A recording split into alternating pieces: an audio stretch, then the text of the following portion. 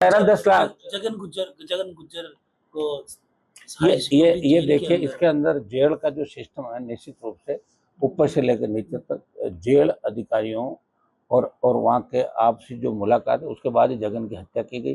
अगर सरकार के अंदर इतना ही दम है तो सीबीआई से जांच करा ले। इसमें बड़े बड़े अधिकारी जेल जाएंगे, जेल विभाग के और पुलिस के और सरकार के कई लोगों का हाथ जगन गुज्जर की हत्या के अंदर निश्चित रूप से। मैंने पहले ही दिन कह दिया था कि सीबीआई जांच, क्योंकि कैमरे पे टेस्ट लगाना, अधिकतर कैमरे बंद आना, और इस तरह जिस आदमी ने कहा कि मैंने हत्या की, मुझे लगता नहीं कि जगन की हत्या अकेला कर सकता। बहुत से लोग इसमें इन्वॉल्व है, लेकिन सीबीआई जांच के बिना इसका पता नहीं लगेगा।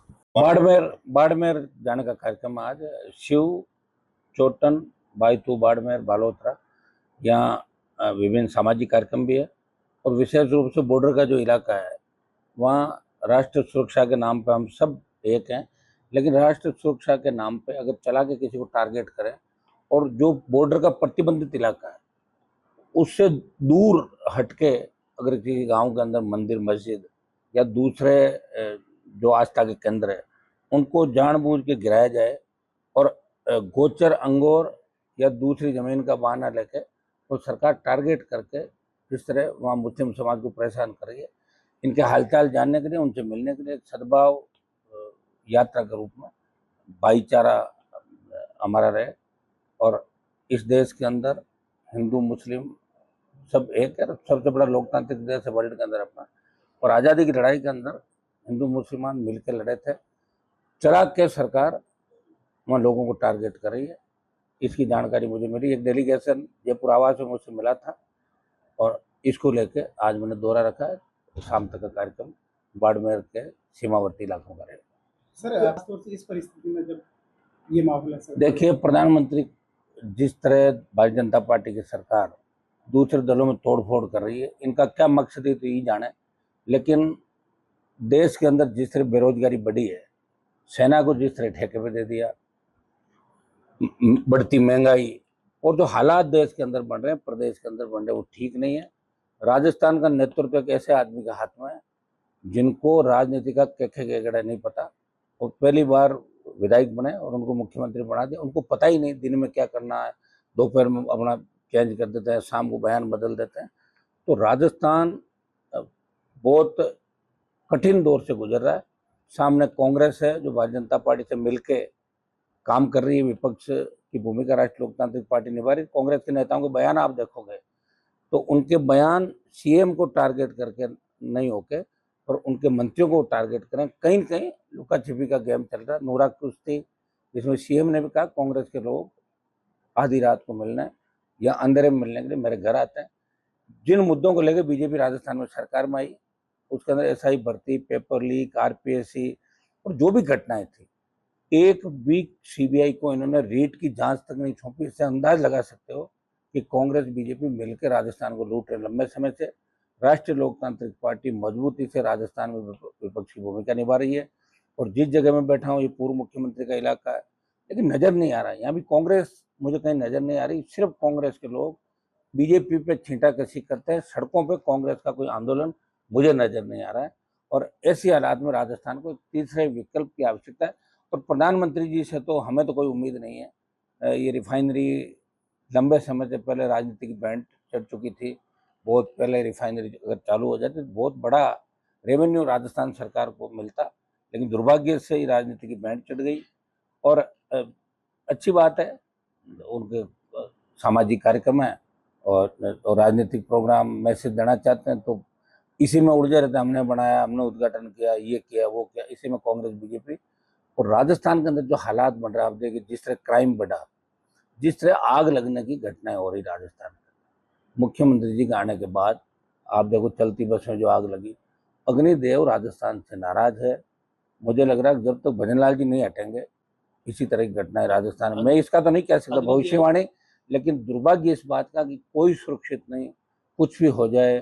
कल जो जयपुर के अंदर आंदोलन कर रहे थे गुमंतु अर्ध गुमंतु, और इनको लाठीचार्ज करके जिस तरह इनको मारा पीटा और बिना किसी उसके विभिन्न धाराओं के अंदर इनके नेताओं को गिरफ्तार करके और हवालात में और थानों में बंद कर दिया। ये दुर्भाग्य है। राजस्थान में लोकतांत्रिक व्यवस्था जो आंदोलन कर रहे हैं उनके खिलाफ सरकार मुकदमे दर्ज करेगी। हमारे 500 से ज़्यादा बच्चों को, किसानों को जेलों में डाल दिया।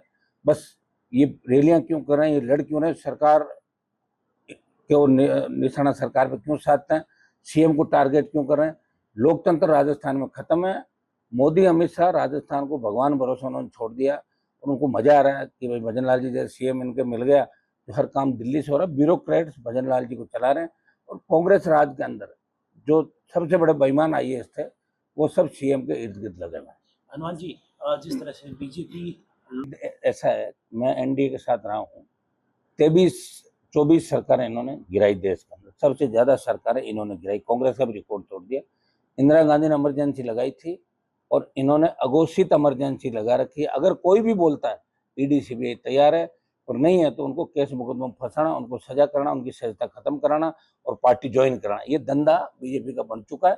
और कहीं कहीं बीजेपी की नजरें और दिनों पे ये चाहते हैं कैसे न कैसे करके 2/3 मेजोरिटी हम लाएं ताकि हम आने वाले समय के अंदर और सत्ता में, ये इनका मकसद है, इसके अलावा कुछ भी नहीं है। कानूनों में बदलाव करने जो है ना, हनुमान बेनीवाल तो कभी नहीं जाएगा। मैं कभी नहीं जाऊंगा। अभी 29 का जो कमिटमेंट है, मैं बीजेपी के खिलाफ जीता हूँ और 28 के अंदर हम लड़ाई लड़ेंगे तीसरे मोर्चे की। हो सकता है दूसरे दलों में टूट हो, लेकिन राष्ट्रीय लोकतांत्रिक पार्टी भारतीय जनता पार्टी का विरोध लगातार करती रही। हनुमान जी, कानून व्यवस्था काम चल रहा है राजस्थान में जिस तरह से बात की, तीसरे मोर्चे की काफी आवश्यकता आप बता रहे हैं। आरएलपी संगठन को किस तरह से मजबूत करके हर जगह पे अपने कार्यकर्ता, अपने उम्मीदवार खड़ा करेगी? हमारी फौज हर बूथ पे, हर गांव, हर ढाणी के अंदर है।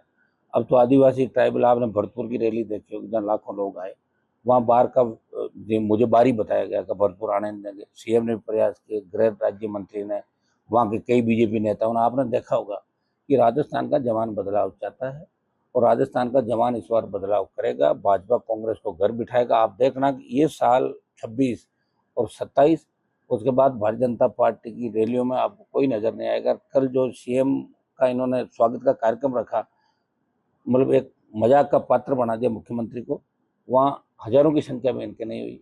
बड़े बड़े दावे किए गए, कई बयान दिए, किसी ने इनको भागीरथ बताया तो किसी ने कुछ बताया, और चमचागिरी की हद हो गई प्रदेश के अंदर। जिन नेताओं को ठीक मानते हैं वो किस तरह मतलब मुख्यमंत्री के सामने सरेंडर कर गए।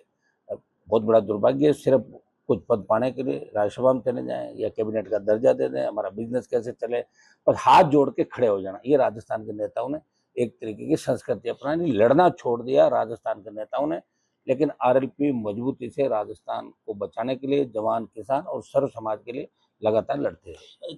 एक कुछ राजनीतिक जानकार बताते हैं कि हनुमान जी के साथ लोग जुड़ते हैं, कुछ लोग कुछ समय के लिए जुड़ते हैं, लंबा पारी बहुत कम लोग लंबी तो कर रहे राजस्थान में हैं। खेली नहीं ना। राजस्थान तो सबसे ज्यादा गुलाम रहा ना।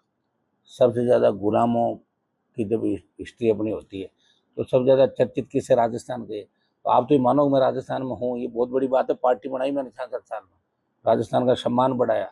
आंदोलन हरियाणा पंजाब का था किसानों का, और मैंने त्याग समर्पण किया उस आंदोलन में। अपनी सत्ता छोड़ के सड़कों पे किसानों, जवानों के लिए, सेना को ठेके पे दिया, चाहे पहलवान बेटियों का मामला हो, चाहे राजस्थान के तमाम लंबित मुद्दे हो, कहीं न कहीं हनुमान बेनीवाल की भूमिका इस राजस्थान को आगे बढ़ाने की। हमेशा पार्लियामेंट के अंदर आप देखते हो तमाम समाजों के लिए और स्टेट के तमाम जिलों और तमाम क्षेत्रों के लिए मैं हमेशा मजबूती से आवाज़ उठाता हूँ। और प्रदेश के अंदर भी आप देख लो, चाहे साधु संतों का मामला हो, चाहे गाय का हो, चाहे किसी तरह के भी मैटर अगर होते हैं लॉ एंड ऑर्डर के, चाहे जोधपुर में कोई घटना होती है, चाहे जयपुर में, चाहे ट्राइबल बेल्ट में, चाहे गंगानगर में, शेखावाटी में, हनुमान बेनीवाल और उसके पार्टी के कार्यकर्ता सबसे पहले पीड़ित को न्याय दिलाने के लिए हमेशा सड़क से लेकर सदन तक संघर्ष करते हुए नजर आ रहे हैं। हाँ, कुछ लोग आते हैं मेरे पास पॉपुलर होकर भाग जाते हैं, ये कोई नई बात नहीं, हमेशा से होता रहा। जिस दिन हमारी पार्टी मजबूत हो जाएगी, जिस दिन अच्छे विधायकों की संख्या आ जाएगी, उसके बाद कोई नहीं भागेगा। सर, आरएलपी की सभाओं में और रैलियों में भीड़ बहुत